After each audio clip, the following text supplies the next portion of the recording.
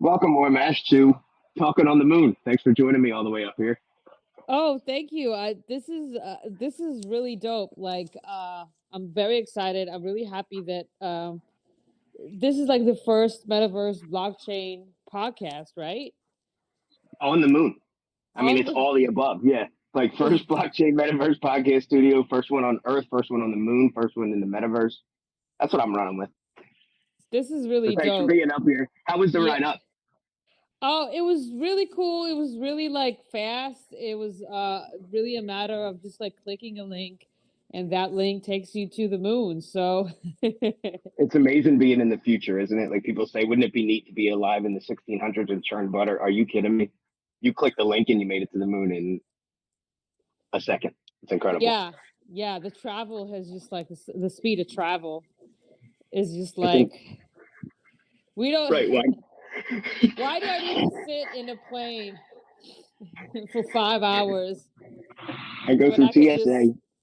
Yeah, yeah. So thank you for having me, Mike Salvi. This is amazing. Um, I'm really Well, excited about everything that's happening in the metaverse, and we're gonna dive into all that. I'm sure pretty soon. yeah. So this is a. I just wanted to get to. This is a chance for like let's introduce everybody to you, me. You know, for anybody that's brand new to this, which is everybody because this is the first show on the first studio on the first blockchain on the first moon. I don't know. Woo! So By the yeah. way, this is our camera guy, the panda, Oh yellow yeah. build. Thanks for Hi, being here with camera us. guy. Thanks for being here. Thanks for filming this. He's great. He's a big help. Pandas are So cute. yeah, he was a little nervous about the ride up, but he was fine. I gave him some salmon. I think he ate it. So um, That's cool. I don't know. I hope it's not like you're not supposed to give dogs chocolate. I don't know if you're not supposed to give pandas salmon. He's okay and he's still holding the camera. Anyway, back to you. So you're a stand-up comedian and you're here in the metaverse on the moon. Tell me a little bit about you. Yeah. Well, my name is Or. It's just OR.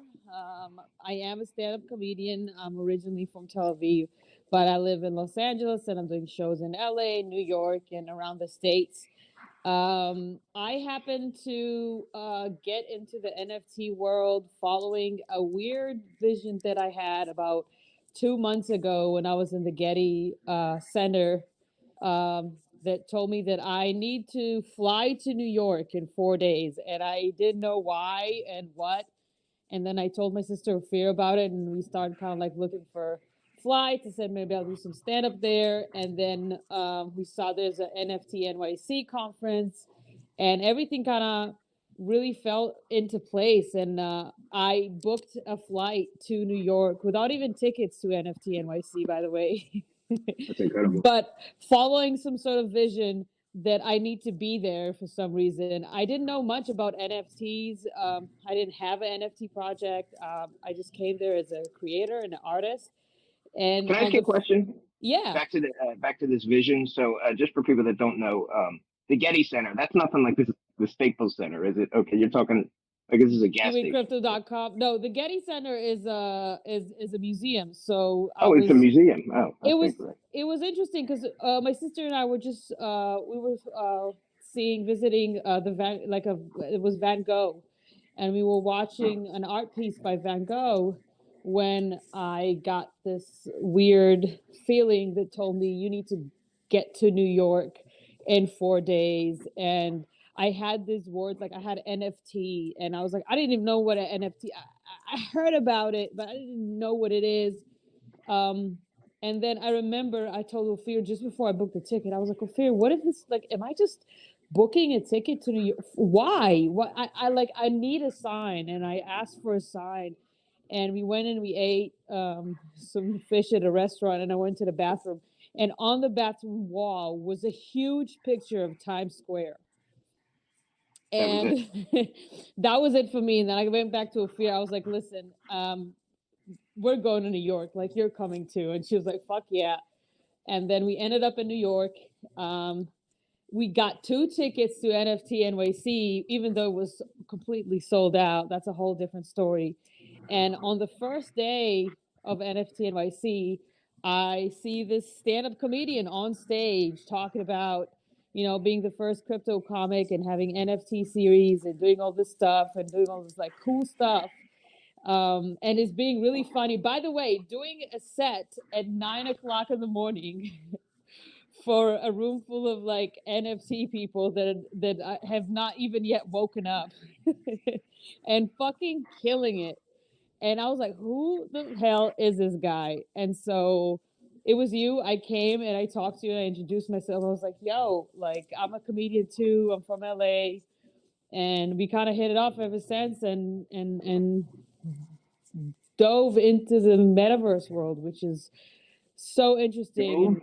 Dove, dove. No, you jumped on a torpedo and went as to the bottom of the ocean, which is great. And I really feel like ever since that, like this stuff, the crypto world has taken me is crazy. Like a bunch of like wild things happening and crypto conferences, Miami and New York, and like it's just so many crazy things are happening, and it's all because I followed a feeling or a vision is and a feeling. I feel like it's a similar thing. It's kind of like a gut Sure. feeling that told me that I need to go to New York, and there was no particular reason, rational reason at the time. But slowly, it's all kind of making sense. What's great about you is you've already had your like you've been you as a stand-up comic. I mean, you've been working on your craft as a stand-up comic like no tomorrow, and for years, and have built yourself up to this position. And all of a sudden, here you just got done. NFT was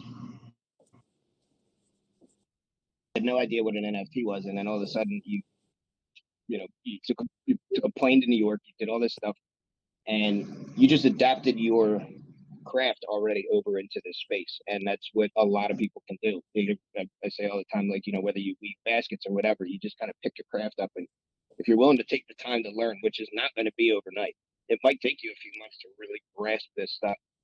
So you can still do it while you're doing your day job or whatever. But once you get to this point, you just kind of put it right into it, and you were easily accepted. It's not like you were this NFT superstar, and I say this in quotes with the lower end, but you were nobody that walked into this space and in 3 minutes became somebody. It's been one hell of a ride, and it's gonna continue being like a hell of a ride. I feel. I think that the one thing that I've learned in my journey in the NFT crypto world is really follow your gut and also being in the moment, because so many things are happening IRL that are gonna mean something in the metaverse. Like so many people that you're meeting, conversations that you're having, things that just happen in the moment. And it taught me a great deal about, even though we're doing these things through our phones and through our computers and through technology, it's happening through IRL connections. Right, and it's nice to be in both. So for the people that are afraid to, and I don't mean to say afraid, but for the people that hesitate to jump off the diving board first before they see 20 people do it, before them, it's one of these things like just jump, because just because all of a sudden now you're doing metaverse work doesn't mean all of a sudden, like Snoop entered the metaverse. You think he's going to stop recording albums in real life and stop touring and stop making whatever he makes there? No, it's just nice to be in both places. The cool thing about this was, and you can attest to this, I'm sure, as a comedian, how hard did it hit and I know everybody had it with tragic things when it came to COVID, but when COVID hit and everything came to a complete stop, for people like us that were out 6+ nights a week doing stand-up comedy, to not be out again. And then the supplement to that was those Zoom shows where you felt like you were on the Brady Bunch. It didn't work. And Yeah. when someone, the guys from the Meta Party, New Legends and Resonator, when they hit me up and said, "Do you want to try a show in a metaverse space in Decentraland?" And when I went in, I was like this virtual character. I fell in love with it. So then it got to this point where I did it for about a year, and thing that me didn't make the decision I should just build one of these on my own until just recent, within the past few months. But so what? I did it now, and here it is, and I'm still out. I'm still at comedy shows. I was a Punchline the other night, like you were out at doing your shows, and this is, but it's nice as a supplement, because if it does come back again and we get COVID-26, at least we have something like cool to fall back on. And you know what? Even on top of that, think about it this way, and it really ties down to, you know, land and assets in the metaverse. Like all you had to do right now, and I had to do, is click on the link and get to the space. And so more and more spaces and land in the metaverse are able to accumulate a big amount of people that either because of COVID or either because it's just more comfortable and the technology allows it, can just be all together at the same place in the metaverse. So the possibilities here are huge, and I think that's why there's such a rush of people to kind of buy land in all these metaverses and develop all these platforms and all these rooms and all these cool events in the metaverse, because if people could just follow a link and then be together, it's it's it's insane. So you're one of the people that see it, and that's what and you get it, and for lack of a better, like you can see the potential of it, like see into the future, right? And the way that other people still talk about it, I'm reminded of when like was it like Brian Gumbel and some other reporter were talking about the internet so long ago, and they're like, "What's an email? What is that little A with the circle on it?" And it's just like, if you don't jump on now, you're gonna jump on eventually when it becomes okay. When you don't have to be like the cool kid in the back of the class, like, man, I ain't doing that. Because there's a lot of that, and that's okay. But I'm excited. So what are some of your plans with everything that you've seen now in this complete and you not for the people that don't know you. I mean, you also have a gaming background too. So I mean, you're not coming into this completely blind. So I said, I mean, you have a lot to bring into this. So what do you see as what are some of your plans without giving everything away? Well, like you said, I do. It's funny because I do have a gaming background, and a few years ago, I kind of put that on the side to go pursue stand up comedy.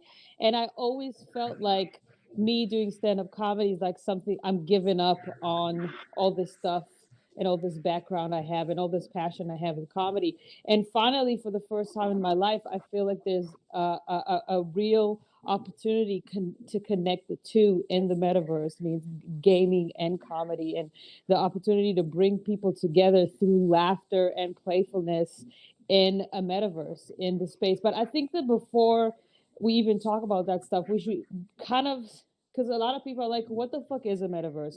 Everybody's talking about Web.3, Web 2, in metaverse, NFTs, and I feel like we should talk about a little bit of what it is, essentially. Sure. And yeah, what you is want to it to go you? ahead? Oh, I was gonna ask. I was gonna say, what is it to you? Well, a lot of people that ask me like, what is the real difference between Web.2 and Web 3 is, well, there's two things. A, it's the decentralization that we're going to talk about in a second, and B, the way I look at it is there is already kind of like a metaverse version. Like if you go on, but it's just kind of shitty right now because right now it's kind of like in the version of social media. Like if you go on Instagram, if you go on all these platforms, you have a virtual identity in in that layer.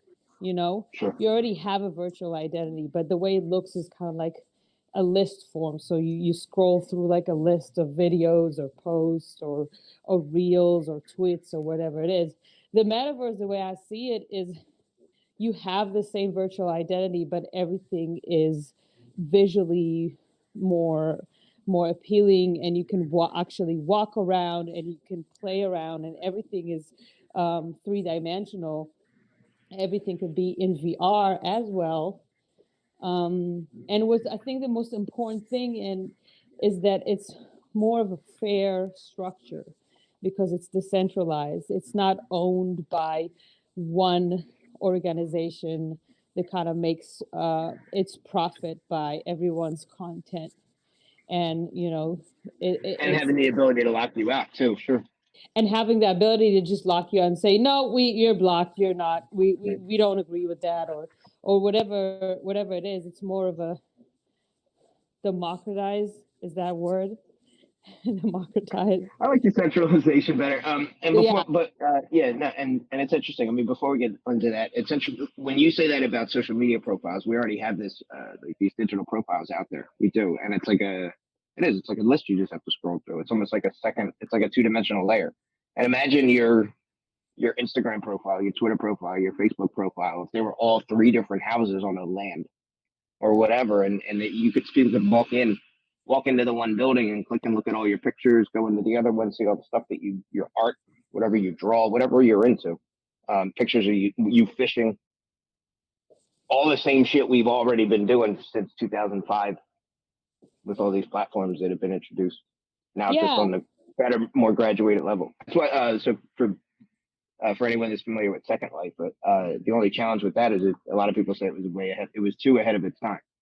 But now all of a sudden, it's crazy how Facebook changed their name to Meta, and then that's not all you hear about, but that's probably 60% of what you hear about in these types of circles.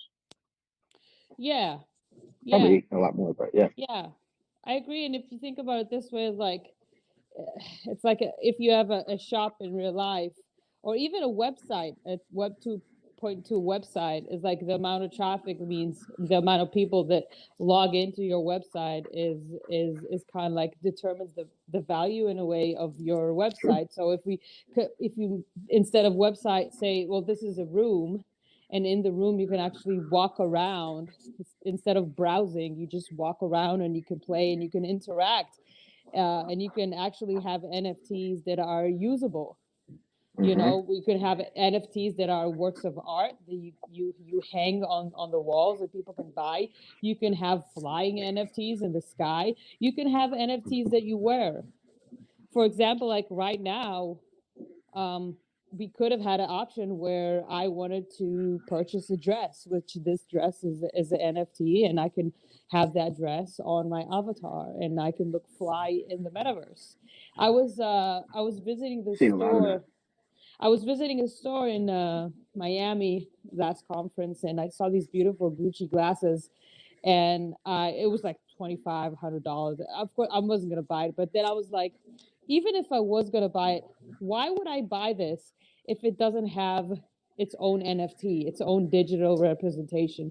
Like, what if I wanna be able to know that I can take the NFTs of these glasses that look just like these glasses, but just in a virtual digital, version, and put it on my avatar? Because people are going to be able to go home, put on the VR headsets or phones or whatever it is, and just walk into the metaverse. So just like I have a jacket right now, why wouldn't I want to put that jacket on me in the metaverse? There's already Right. fashion shows.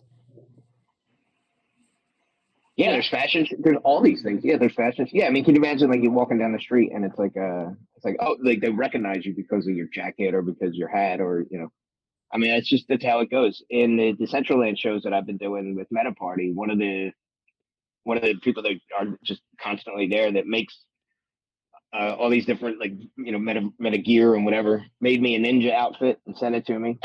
I do stand up comedy dressed as a ninja. I'm holding like weapons in my hand. It's crazy, and I got on a pair of red sneakers that they made too. But yeah, I mean, I always think about this too. Is like as a kid, growing up playing games and stuff.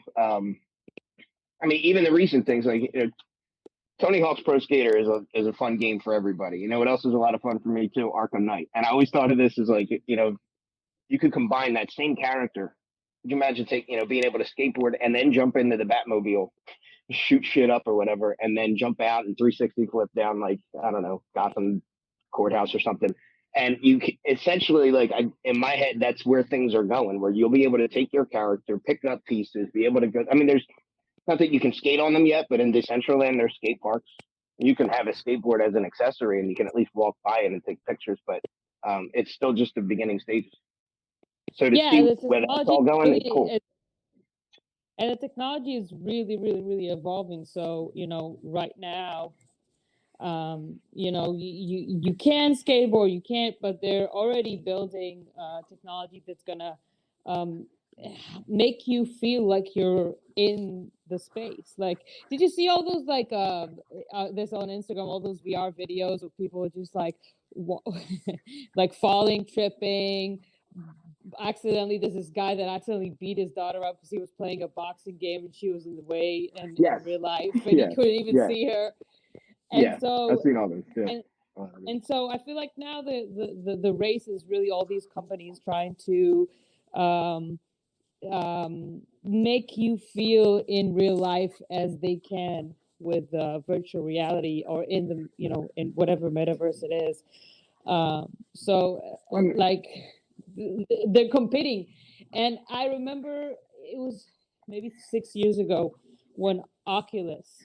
It was even before Facebook bought Oculus. They're an Israeli company, and I was at a tech conference and I went into their booth and I tried the Oculus, and it was a very early version. But I remember still then I was like, "Fuck, this shit is gonna take over." Like Yep. this is gonna be and it could be utopic and dystopic. You never know. Sure. Um, And this is going to be one of those you things know, that I think there's going to be a big debate about do people's how much of a percentage of their life is going too far. And this is just like anything. You can use this for. I mean, imagine. I know guys that are talking about building, and I'm not plugging, but some of the guys in Madagascar are talking about building not necessarily rehab centers, but at least, I mean, imagine a VR room where you could go if you're feeling whatever, and then you tap in and you need a sponsor or you need just someone else to talk to, even if it's not quote unquote certified. It's just like a place to go to where it does feel like it's a little bit better than just like posting like, hey, can someone, throwing something out on Twitter and just hoping somebody replies. Where no, you actually have a space where you can go to. The thing with a lot of these spaces is spatial sound. So imagine if there was a whole bunch of people here, if two of them wanted to go have a conversation, they could walk to the other side of the moon if they really wanted to, and we wouldn't hear them, and then they would have their privacy too. So, just the networking. Our friend Jerome down in Miami, who he goes, my blockchain universe VR is in there somewhere, all over the internet. Like, he's been running VR meetups for the past couple of years, and crypto meetups in VR spaces. He's had a comedy show set up for me where I went and performed, like, and people are meeting. And they've been going consistently for however long they do it, and then they end up meeting in real life, and then projects grow out of that, relationships grow out of that. It's funny. I wanted to do. We were talking the other day, and like I got a big part of this whole NFT crypto world is the FOMO, and I feel like I was talking to my friend the other day. I was like, the crypto world is very funny. Like yesterday with Elon Musk and McDonald's. Did you hear that? Tell me about it. Well, he just tweeted at McDonald's or something like that if they accept Dogecoin, something about Dogecoin, that if they accept Dogecoin, then he's gonna do something, and like people start buying Dogecoin, and then somebody invented this new coin as a joke, and like I feel like a lot of this world is very funny. You know what I mean? Like a Yeah, lot. Like the it's other thing, hilarious. and the thing is, like the type of shit you have FOMO about in this world is fucking ridiculous. Like the other day, I got so upset that I didn't get to buy like a butt head just because I love these butt heads. Because I was trying to get some Ethereum for my Coinbase to my MetaMask, and I couldn't find my driver's license because I used it the day before to transfer Ethereum in the MetaMask, and they wanted the driver's license so I can get the butthead, which I didn't end up getting. And the day after, I lost the driver's license, and now I might have to go and stand in line for the DMV just so I can buy a butthead. And so, like, but I like, and my sister was like, "Or what the fuck are you doing with your days?" I was like, "You have to understand. I need this piece of NFT." And it's funny, like your tweet you said today was like, before you ask me for financial advice, just know that I spent a bunch of money on this, and Yeah, it's it's a a picture of a butt face. and by Yeah, the way, shout out to buttheads. I am in love with these buttheads. I'm gonna go. I'm gonna stand in line at the DMV. I'm gonna get my driver's license so they can, you know, let me do the transaction. I'm gonna buy as many buttheads that I can. I'm in love with these. I I'm obsessed I with. think everyone at Buttheads needs to hear this clip because this is dedication. Like, I don't know how many people have gone through this level of stress just to try to. So I mean, just to say already off the bat that that you're, and you answered one of my next questions, which was going to be what's one of your favorite NFTs and why. And I mean, my goodness, like there's no other thing that you could prove as far as like your potential loyalty. You're willing to go stand at the DMV I'll and go stand in get line through at this. DMV so I can get my driver's license, so I can verify the transaction on my MetaMask and buy these butt heads because I fucking love them. And I have big plans for the butt heads. Hopefully, they'll be on board. I would love to collaborate them in one of my new metaverses room. But in the meantime, just shout out, you guys are awesome. These things are They are. absolutely adorable and they're funny, and I appreciate them as a comedian and as a art collector and a person that's very passionate in the metaverse. So fuck yeah. And like the thing is, I thought it'd be funny to just do like a sketch, just like a therapy session. Then I'm like, I'm going into therapy, and like the therapist is like, okay, so what's going on? I was like, listen, I couldn't buy the fucking NFT. Now it's gone up in value. This shit, and I'm just like, so distraught, and I'm so anxious. And she's like, "What the fuck are you talking about?" Or I was like, "Look," and I just show her a picture of an NFT on my phone. This is what is bothering me. This is what I'm distraught. Why don't I have it in my wallet? That'd be great. And then And at they the can end just, of the therapy session, she's like, "So what NFT do you think I should look into?" that's funny. Me a little bit. Yeah, on the way up. Tell me a little bit about crypto. And I know when people ask me, like, they're like, "Tell me, like, what should I invest in crypto and stuff like that?" I always say, like, listen, it's a funny world. Like a lot of this world is like based, like there's so much FOMO going on, like the NFT world and the crypto world, and some of the shit I'd be worried about. Some like I catch myself and I'm like, "Oh, what the fuck are you even like?" I called you the other day and I was like, "I can't believe I don't have a butt head by now. I've been trying to get the butt head. I transferred the ETH from my Coinbase wallet to my MetaMask wallet. They wanted me to have a picture of my driver's license. I couldn't find the driver's license anywhere. I spent the whole day looking for the driver's license. Now I've already scheduled an appointment in the DMV just so I can issue a new driver's license, all because I have to get a butt head or two. And like, this is dedication. Like, shout out to This is Butthead. dedication. This is dedication. And for anyone that doesn't know, FOMO is, FOMO, fear of missing out. And let me tell you something. This is a very toned down version, recreation of the story because, and I feel for people that go through anxiety attacks, but I heard one on the phone when I was talking to you, not being able to get this butthead. This was, I had a and full-blown anxiety attack. I was like, I'm yeah, trying to I transferred my ETH. I couldn't get the ETH out. I was like, where the fuck is my driver's license? I don't really care that I'm driving without a license right now. I want to issue this license so I can right. buy. So you can have a valid license to buy an NFT. This maybe is my ridiculous. What maybe does my crypto come to? maybe my priorities are fucked up. I don't know. I don't think so because it really shows us like how silly and fun life could be. Like it doesn't really matter. Like, and I think one of the things we had in Miami Bitcoin is that I one day just decided to walk out into the conference and I started like interviewing people with the most ridiculous NFT questions that make absolutely no sense. And None.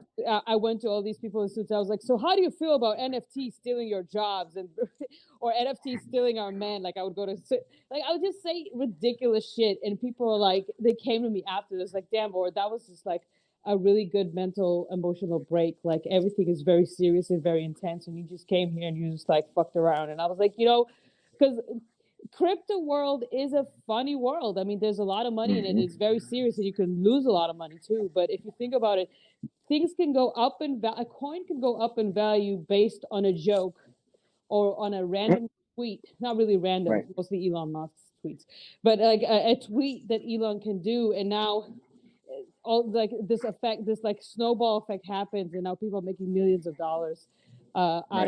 out of one coin, and I'm over here spending the entire day looking for my driver's license just so I can have a butt head because I have to have one.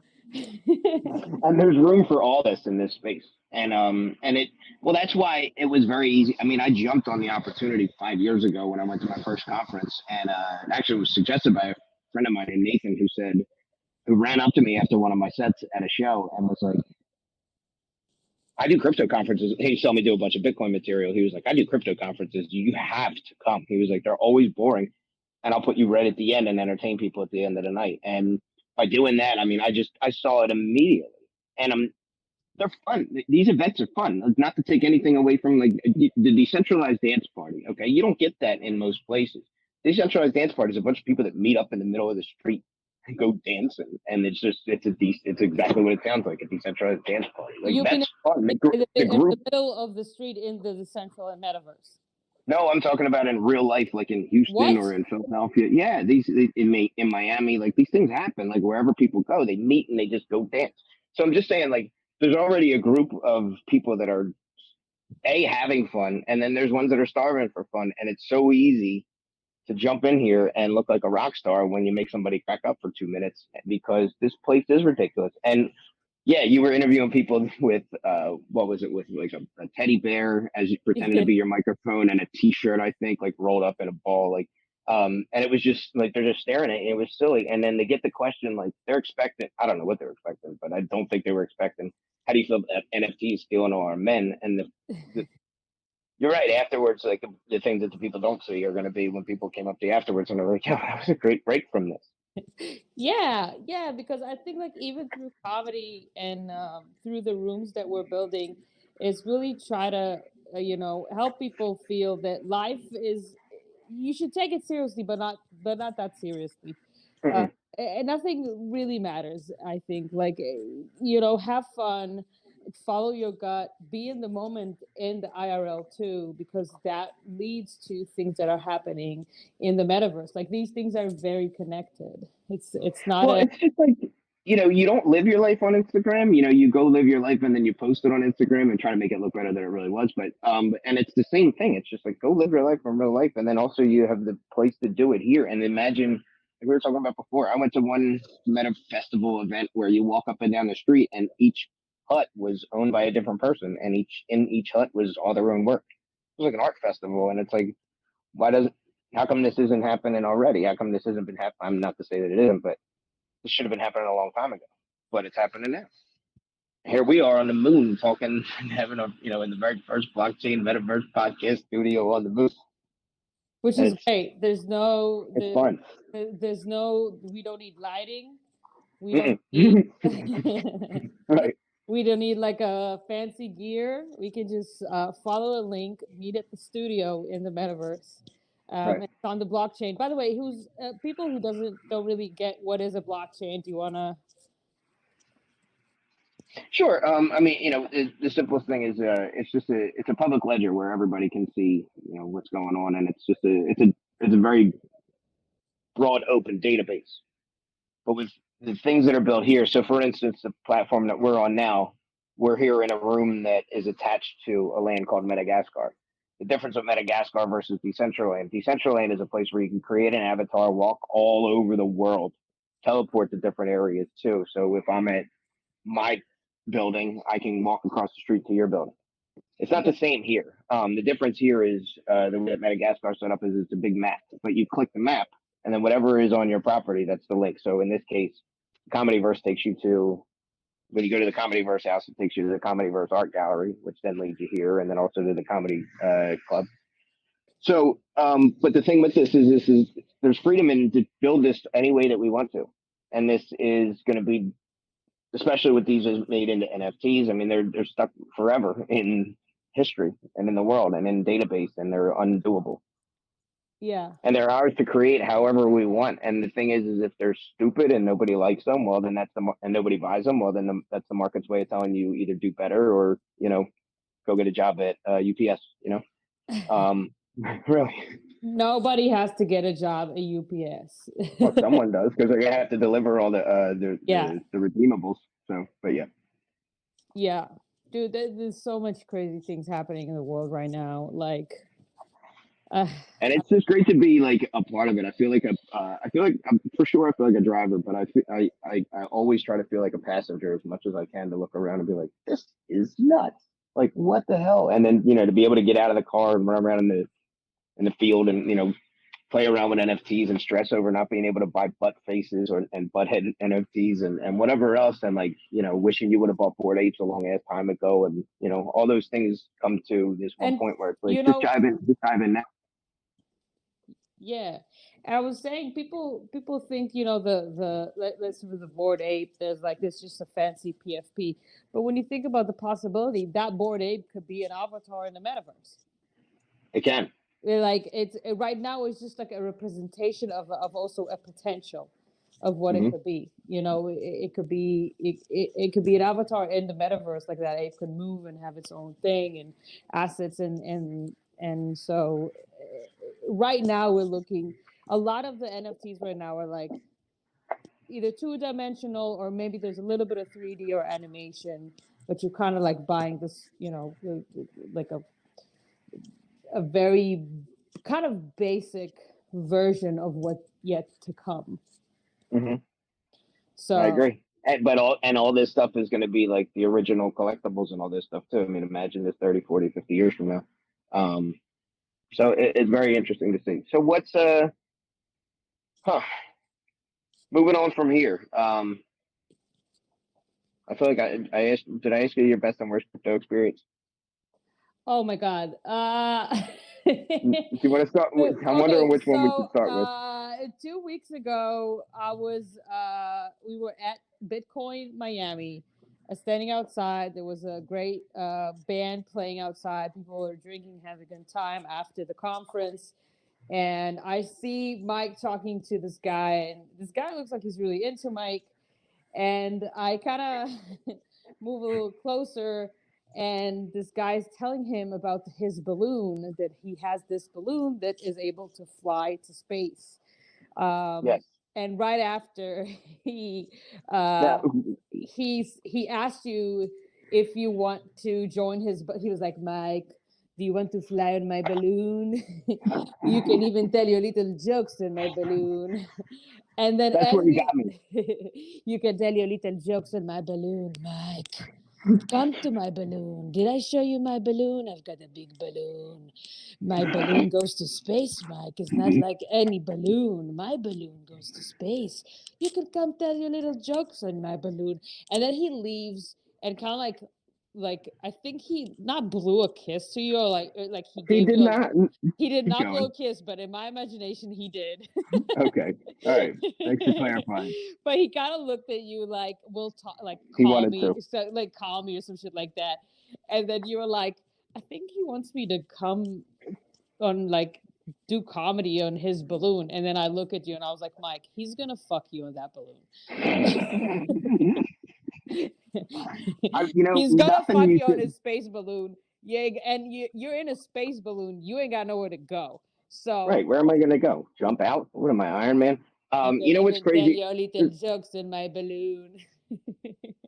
Yeah. The only other than maybe the accent, but I don't know. Maybe there was an accent, and I was just too astonished by all this to notice it. But nothing you said is like everything you said is what happened.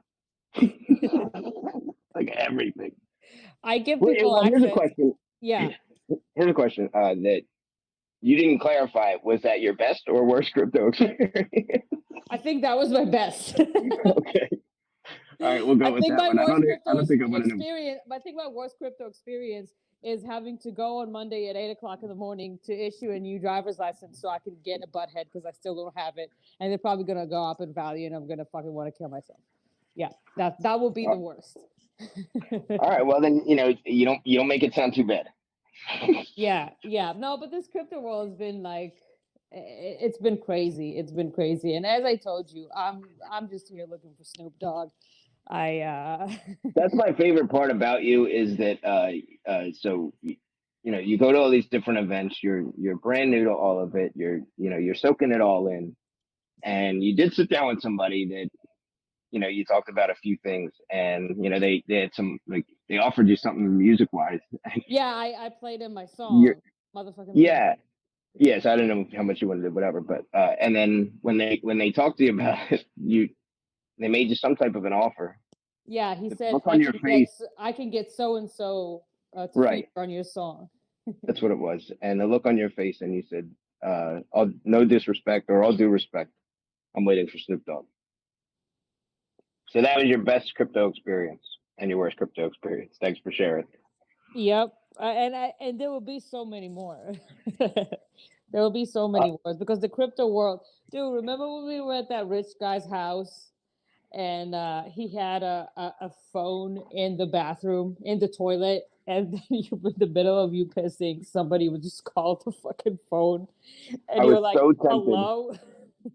He's I, like, I, "Who wa- is this?" I'm like, "You're the one calling me. I'm just pissing." that's the beauty of crypto. Like, had you told me, 3 months ago that would have happened, I would have laughed in your face.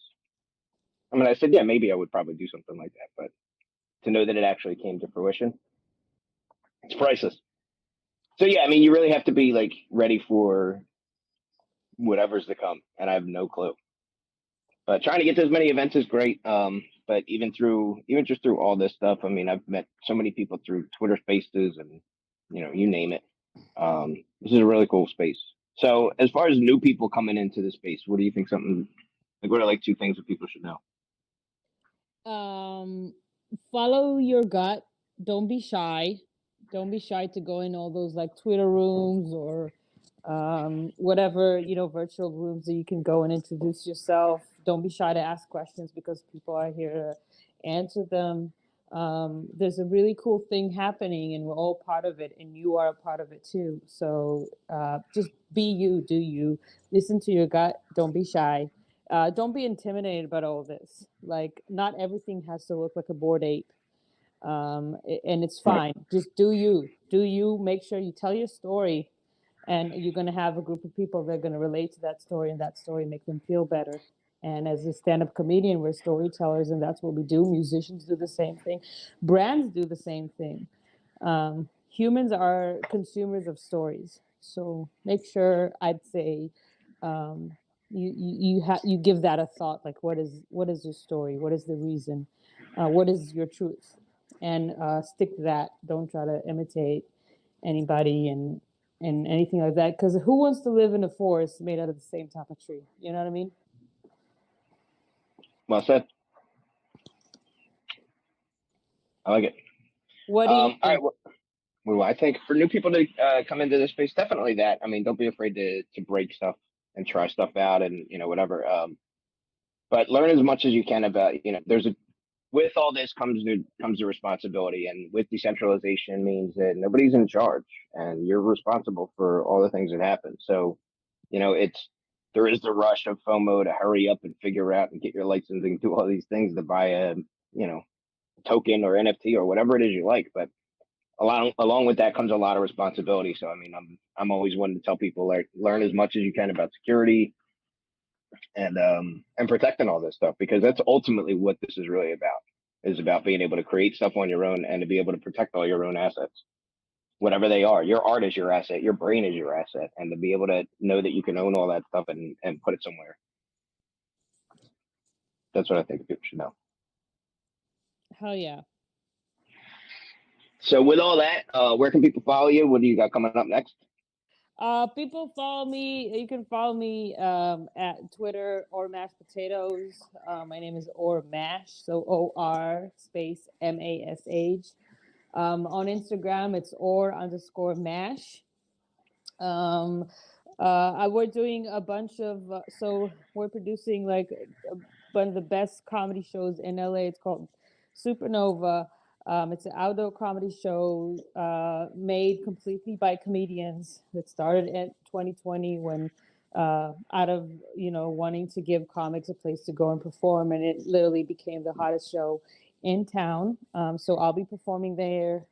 We have Damon Wayans today, Bill Burr, got Sarah Silverman, Tiffany Haddish, also as up and coming comedians, such as myself. And then this, we're already working on our metaverse rooms. And if you don't want any of that, we can cut that out, obviously. We're good. working on rooms in the metaverse that are going to incorporate comedy and joy and laughter and togetherness, which will be announced very soon. No, that's great to hear. And I'm at this point too where there's other people are working on their craft too, and there's other comics and people that are working on building other comedy clubs and things and that sort of thing in the metaverse too. And I'm all for all of them. I'm in communication with most of them. And for anybody that's listening that isn't in communication with me yet, that is building something, let me know. I mean, I've got the experience, I've got community, I've got people. It all works. I mean, it's the only way we're going to get better is by working together. So, for me, follow me at the Mike Salvi everywhere. This was a great episode. I appreciate you being here with us on our debut of talking on the. You're the first guest on the first. Let me see if I can get through all this. You're the first guest on the first blockchain metaverse podcast studio on the moon. Hell yeah! So thanks for being here, and thank you for having me. I feel like this is a point in history. I mean, aren't all points in history, but because but this is a bright one. this is a moment in time, but like all moments are in time. But this is a very special one. It is, and I feel like we're doing something really awesome, and we're part of a group of people that is doing something very cool things, and I'm just happy. I'm happy that that we're doing it, and can't wait to see when it's aired. And I love you, Mike Salvi. You know that. love you too. Appreciate it. Follow comedyverse.io. We're doing our first. Go to comedyverse.io. Follow comedyverse.io everywhere, and or the comedyverse. I'll put a link. How about that? We're doing our first show on a birthday coming up, which is Thursday, February 3rd. So, stay tuned. Thanks for joining us. See you guys next time. Thanks for coming for the first blockchain metaverse comedy studio podcast. Woo! Woo! All right, this is awesome. Thank you.